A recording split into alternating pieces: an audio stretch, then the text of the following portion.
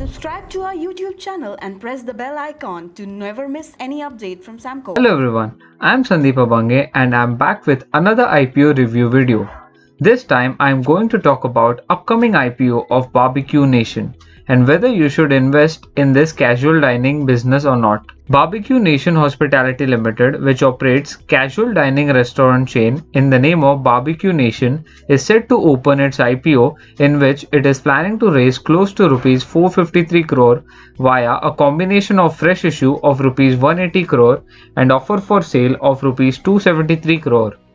The IPO will remain open from 24th to 26th of March 2021, for which the price band is fixed at Rs 498 to Rs 500 per share for a lot size of 30 shares per lot bid. According to the Technopack report, Barbeque Nation is one of India's fastest growing and widely recognized restaurant brands in the casual dining restaurant market. It operates 164 restaurants across 77 cities in India, including 6 international restaurants outside India, and it also operates 11 Italian restaurants under the brand name Toscano. It offers on-the-table live grill experience to its customers, but as the demand for dining continuously deteriorates, Barbeque Nation is set to face fierce competition from QSR chains amid no significant moat. Barbeque Nation owns and operates all the 164 restaurants located across India and abroad. Barbeque Nation Restaurants offers over-the-table barbecue dining experience to its customers along with unlimited food for a fixed price per person depending upon weekday or weekend basis.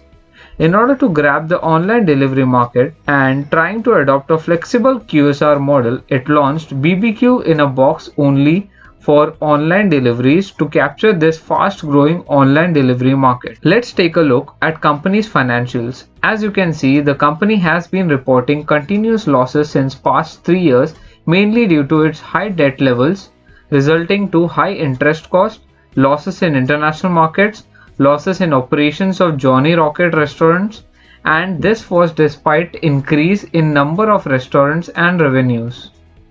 Although the company has maintained decent EBITDA margin levels and shown good growth in EBITDA levels, but failed to translate it into profits. Further, expansion plans and continued impact of COVID-19 coupled with changing consumer behavior trends will keep hurting Barbeque Nation's bottom line going forward. Moving on, another big concern for the company is its high debt levels and negative equity. The company has clocked negative return on equity for the last 3 years due to incurring losses, and apart from that, during the year FY20, it recorded alarmingly high debt to equity of 41 times.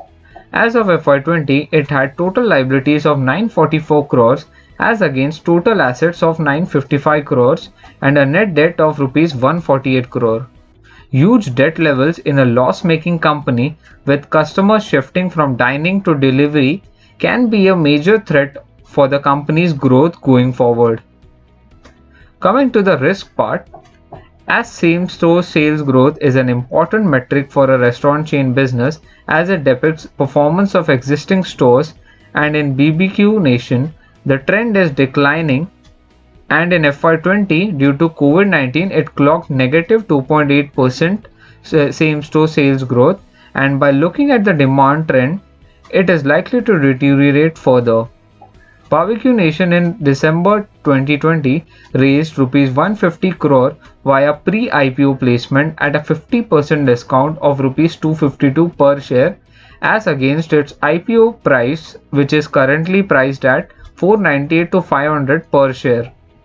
It raised money for surviving the COVID-19 brunt, and in the span of only 2 months, its valuation increases 50%, which seems quite unlikely to us.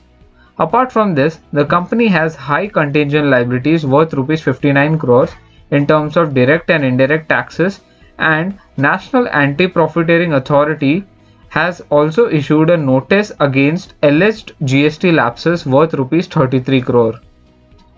The company and its promoters are also engaged in 14 criminal cases, and in most of the cases the amount involved was not clearly mentioned.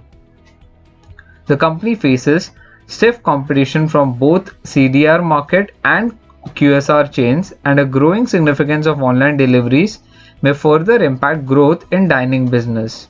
Lastly, proceeds mainly being utilized to repay debt, but any additional debt for further funding will also increase the leverage further. To conclude, Barbecue Nation is difficult to value given the negative equity and continuous losses. We cannot comment on its valuation. Barbecue Nation plans to expand in Tier 1 and metro cities, for which it will have to incur high capex by taking on more debt. This will lead to high leverage and leasing costs going forward. Therefore, due to high debt, continuous losses since last 3 years and a number of other red flags, we recommend investors to skip this IPO. Market sentiment can dictate first day listing gains, however, it is an extremely risky bet.